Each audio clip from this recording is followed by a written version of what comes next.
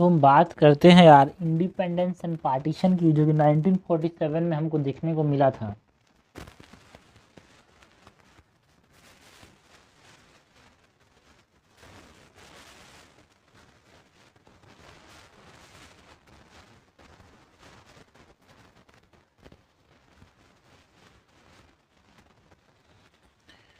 सबसे पहले तो हम बैकग्राउंड की बात करते हैं। इंडिपेंडेंस के अंदर क्या क्या वजह से हमारे पास यहाँ पे इंडिपेंडेंस देखने को मिला, एंड पार्टीशन के समय क्या क्या इम्पोर्टेंट चीज़ें हुई उसकी बात करते हैं भाई।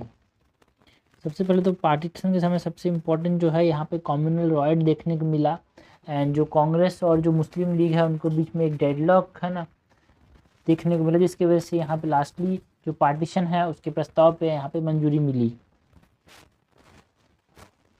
जो कम्युनल राइट्स थे,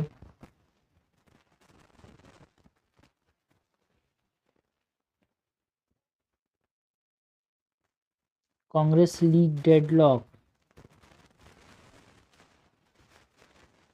lead to acceptance of partition। And जो Hindu and Sikh group in Punjab and Bengal था, इन्होंने भी डिमांड किया यार partition to avoid being in Pakistan.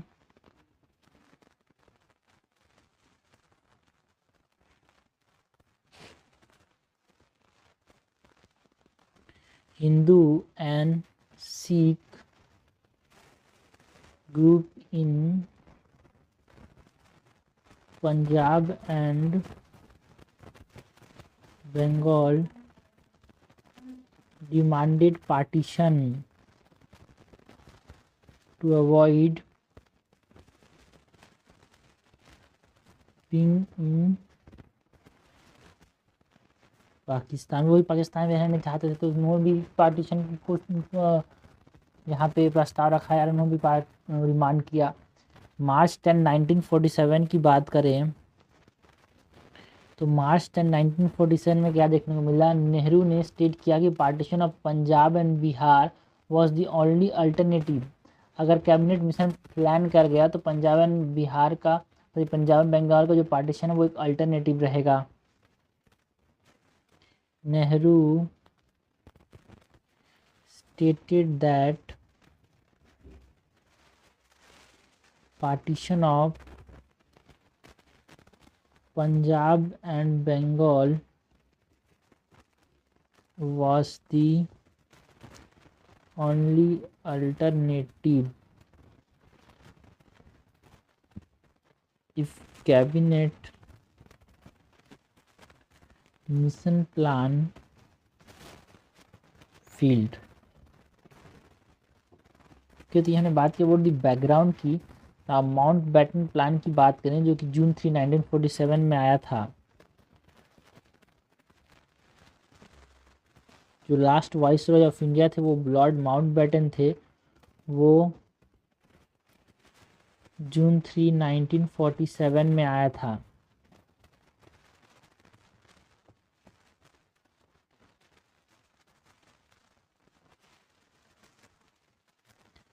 And यहाँ पे माउंट बैटन प्लान के अंदर दो डोमिनियंस की बात की गई यार, एक इंडिया होगा, एक पाकिस्तान क्रिएट किया जाएगा।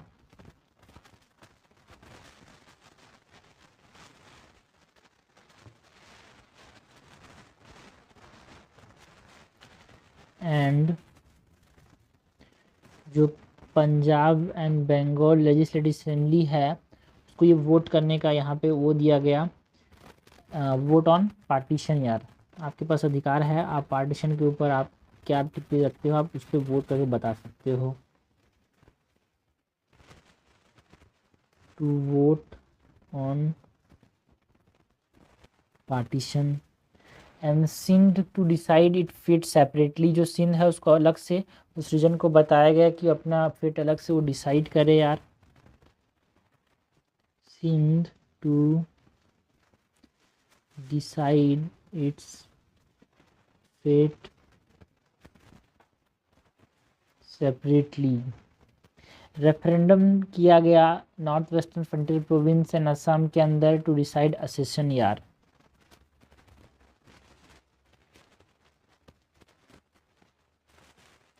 रेफरेंडम्स in North Western Frontier Province and Sylhet. Sylhet किसको बोलते थे भाई? असम को। टू डिसाइड असेशन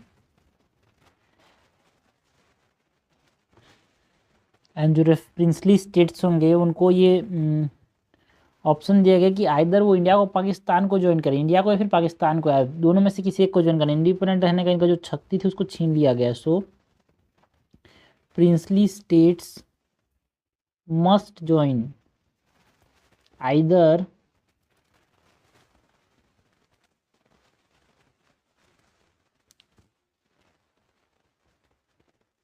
इंडिया और पाकिस्तान रूलिंग आउट इंडिपेंडेंस। वो अब आज़ाद नहीं रह पाएंगे, दोनों में से किसी एक जगह को यहाँ पे ज्वाइन करना पड़ेगा। एंड फ्रीडम देने की बात की गई ऑन अगस्त 15, 1947 माउंटबेटन प्लान के अंदर। Freedom on August 15, 1947।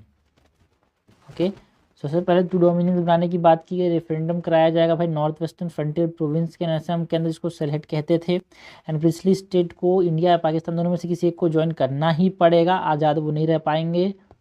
ये माउंटबेटन प्लान के अंदर बोला गया। नाउ अगर हम बात करें इंडियन इंडिपेंडेंस एक्ट की, जो कि जुलाई 18, 1947 के अंदर आया था, बिकॉज ये क्रोनोलॉजी इंपॉर्टेंट है भाई।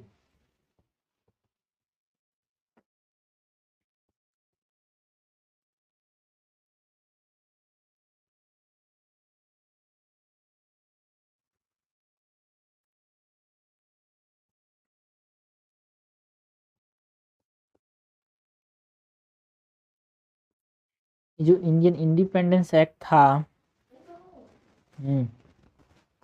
तो जो इंडिपेंडेंस एक्ट था ये किसके ऊपर बेस्ड था भाई? It is based on Mountbatten plan.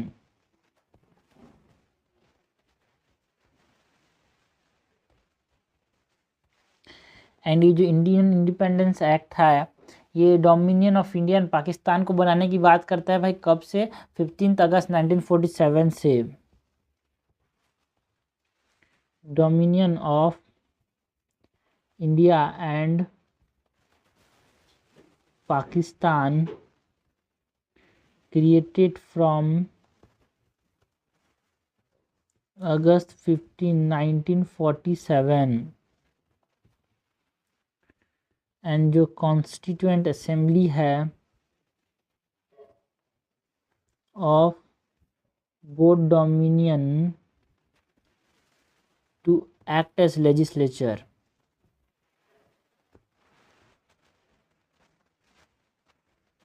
Constituent assembly होगा, अब क्या बनेगा? लेजिस्लेचर का काम करने लगेगा, लाइक इन पार्लियामेंट का काम।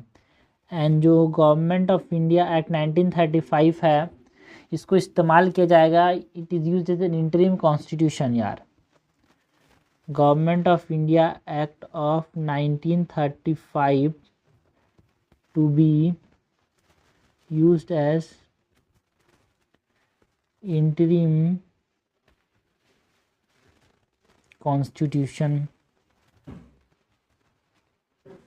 And Jinnah became Pakistan governor general. Okay, Pakistan के गवर्नर जनरल कौन बना भाई? जीना।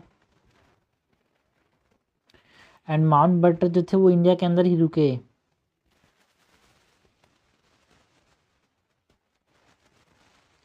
Mountbatten stayed in India. तो ये हमने बात की about the Indian independence act. यहाँ पे बोला गया कि जो इंडियन इंडिपेंडेंस एक्ट हो ये based on the Mountbatten plan. And Mountbatten plan ऊपर ने क्या बोला कि भाई दो डोमिनियन बनाएंगे, रेफरेंडम कराएंगे, NWFP एंड आसाम के अंदर प्रिंसली स्टेट को इंडिया एंड पाकिस्तान दोनों में से किसी को ज्वाइन करना ही पड़ेगा। सिंध डिसाइड करेगा अपना फिट सेपरेटली, और फ्रीडम जो है 15 अगस्त को मिलेगा 1947 के अंदर। पंजाब एंड बंगाल का जो लेजिस्लेटिव असेंबली है उसको वोट करने पर छोड़ दिया गया आपका पार्टीशन को डिसाइड करने के लिए। एंड यहाँ पे डोमिनियन इंडिया एंड पाकिस्तान बनाया गया भाई।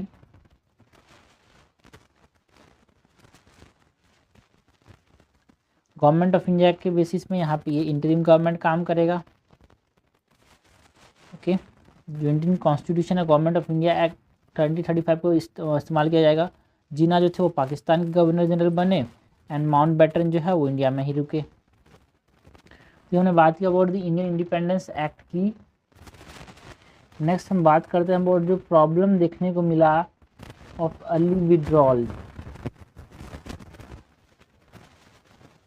जो समय से पहले ये अंग्रेज छोड़ के चले गए तो उसकी वजह से जो प्रॉब्लम देखने को मिला यार, इसकी बात करते हैं। सो प्रॉब्लम्स ऑफ अर्ली विड्रॉल, पहली बात तो कोई ट्रांजिशन स्ट्रक्चर नहीं बना के गए थे भाई, है ना, पार्टीशन को हैंडल करने के लिए।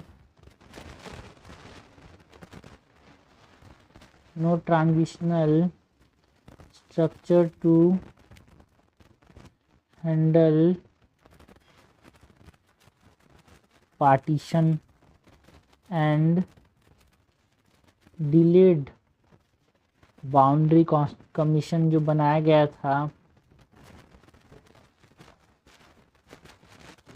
वो लेट में बनाया गया भाई। रेडक्लिफ यहाँ पे ये जो इंसान था जिसने अजीब सा पार्टीशन किया यार, रेडक्लिफ को उसने और भी ज़्यादा वर्सन कर दिया कम्युनल टेंशन को। किसी का, है ना, घर का जो गेट है वो पाकिस्तान में रह गया, किसी का पाकिस्तान से इधर इंडिया में रह गया, तो उसने कम्युनल टेंशन को और ज़्यादा वर्सन कर दिया जो रेडक्लिफ ने जो अजीब से बनाया यहाँ पे। एंड पंजाब मैसेकर देखने को मिला due to lack of proper planning and security यार।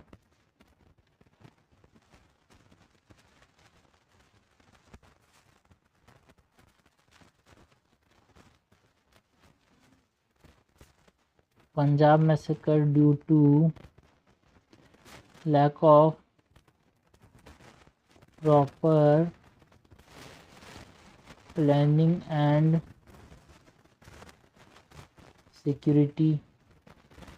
नाउ हम बात करते हैं सबसे इम्पोर्टेंट चीज़ यहाँ पे during the independence, that is the integration of princely states. ये किस इंडिया में रहेंगे पाकिस्तान में रहेंगे, उनके इंटीग्रेशन की बात करते हैं। So integration of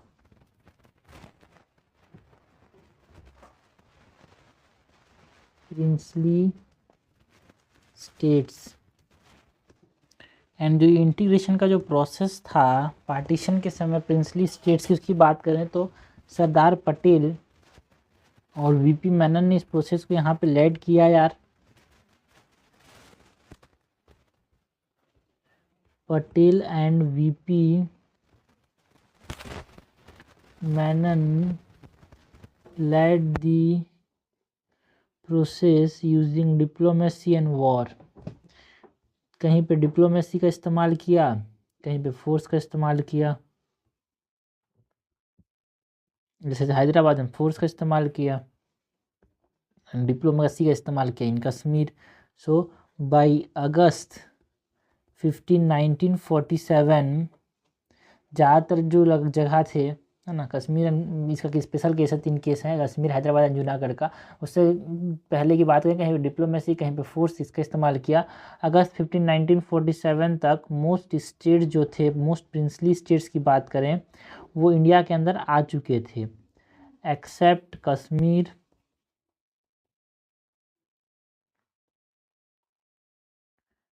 Hyderabad and Junagadh. तो फेज़ 1 में क्या किया इंटीग्रेशन के फेज़ 1 में, state accepted Indian authority in defence, foreign affairs and communication. And phase 2 में क्या हुआ, integration into the new province and internal constitutional changes लाए गए। फेज़ 1 में क्या हुआ, इंटीग्रेशन की बात कर रहे थे, तो फेज़ 1 में क्या हुआ, यहाँ पे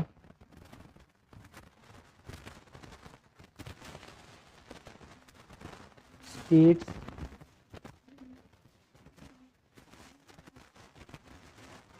accepted Indian authority in defense, foreign affairs and communication। Main चीज़ों को ले लिए, तो ये ब्रिटिश की टेक्निक है। इसके बाद छोटी मोटी चीज़ें तो फेज़ 2 में आ ही जाएगी, like integration into new province and internal constitutional changes की बात की भाई। नाउ वाई कांग्रेस ने एक्सेप्ट क्यों किया पाकिस्तान को, उसकी भी बात करें। शुरू में तो ये मान नहीं रहे थे, बट क्यों एक्सेप्ट किया यार? Why Congress accepted partition?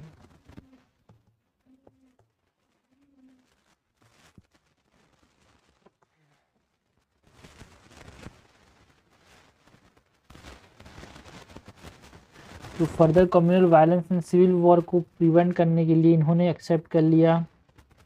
To prevent further communal violence and civil war. And जो फेलियर देखने को मिला to integrate Muslim into the nationalist movement,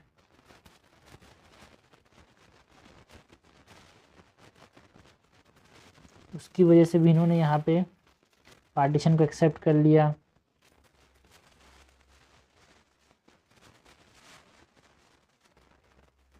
है ना। The only way to avoid balkanization, मतलब जो इंडिपेंडेंट प्रिंसली स्टेट्स बनाने को रोकने के लिए सबसे बेस्ट तरीका, जो मतलब जो एकमात्र तरीका बचा था, वो पार्टीशन बच गया था यार। सो उसके लिए भी इन्होंने, कांग्रेस ने एक्सेप्ट कर लिया यहाँ पे पार्टीशन को।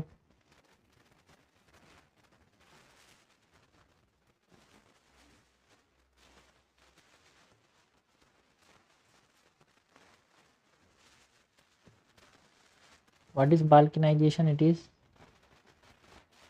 independent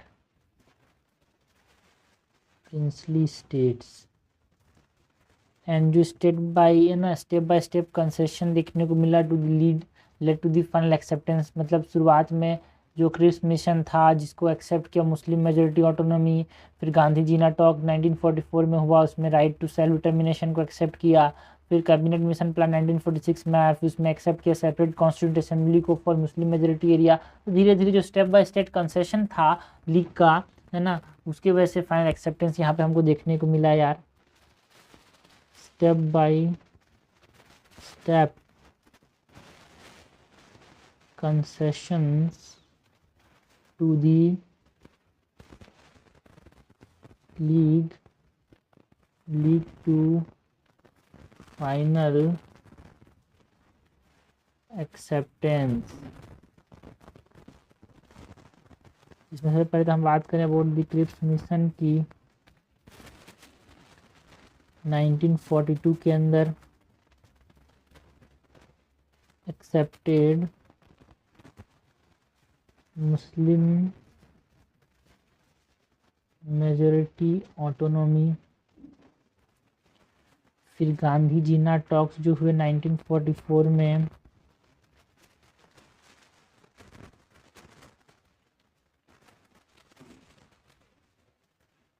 इसके अंदर एक्सेप्ट किया गया right to self determination, accepted right to self determination. And जो कैबिनेट मिशन प्लान था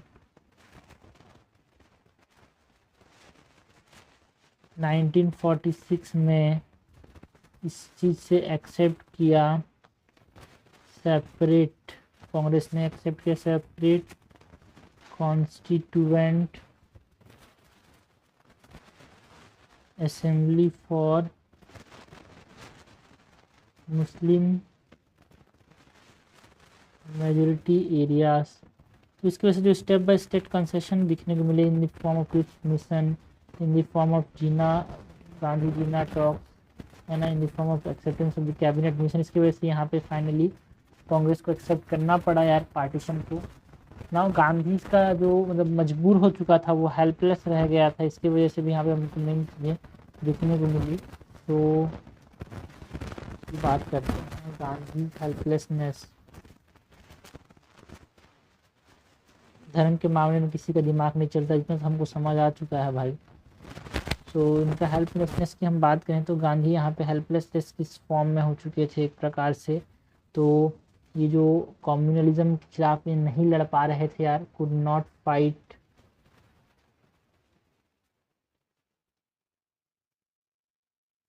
कम्युनलिज्म विथ कम्युनलाइज्ड पीपल, उनको समझ आ गया था, इसीलिए इन्होंने एक्सेप्ट कर लिया पाकिस्तान, बट आज Congress to reject it in their heart, दिल से है ना इसको रिजेक्ट कर दो, बट हाँ मान लो पार्टीशन को, उसको बोला गया accepted partition but asked Congress to reject it in their hearts. Nehru belief की बात करते हैं, है ना, नेहरू क्या सोचते थे कि ये पार्टीशन जो है वो टेम्पररी है, यूनिटी विल बी रिस्टोर्ड, एक समय बाद यूनिटी रिस्टोर हो जाएगा, अभी तक नहीं हुआ है लेकिन फ्यूचर में देखते हैं क्या होता है भाई। हालात उस समय पार्टीशन पे ले चुके हैं हम लोगों को, और ज़िंदगी में आगे में कितने सालों बाद यहाँ पे कुछ ऐसे हालात क्या उत्पन्न होंगे जिसने फिर से यूनिटी को ला के खड़ा कर दे, ऐसा कोई चीज़ होने वाला है भविष्य में, ये तो पहले की बात की बात है, नहीं जान पाएंगे, बट हाँ नेहरू ने बोला था कि पार्टीशन अभी टेम्पररी है, यूनिटी रिस्टोर हो जाएगा। ओके, लास्टली कंक्लूजन की बात करें तो कंक्लूजन के अंदर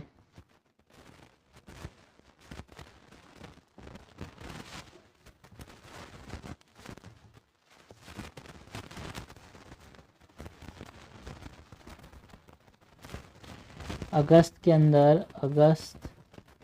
14 1947 की बात करें तो Pakistan gain independence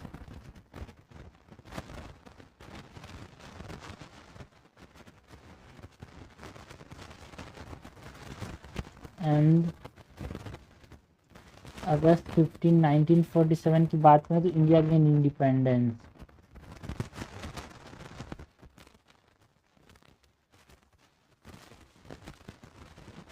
and massive violence देखने को मिला, रेफ्यूजी क्राइसिस देखने को मिला यार, पार्टीशन के बाद बहुत सारे लोग डिस्प्लेस्ड हो गए, मिलियंस ऑफ पीपल डिस्प्लेस्ड हो गए, बहुत सारे लोग मारे भी गए। Massive violence and refugee crisis followed partition with millions displaced and killed. Okay, Pakistan gained independence on 14th August 1947 and India gained independence on 15th August 1947. Okay, सो ये हमने बात की अबाउट व्हाट, ये हमने बात की about the partition and independence की background, Mountbatten plan की बात की, इंडियन इंडिपेंडेंस एक्ट की बात की, जो प्रॉब्लम्स देखने को मिले अर्ली विड्रॉल के वजह से उसकी बात की, प्रिंसली स्टेट्स की इंटीग्रेशन की बात की, जो कांग्रेस ने एक्सेप्ट किया पार्टीशन उसकी बात की, गांधी हेल्पलेसनेस की बात की, एंड कंक्लूजन की बात की भाई।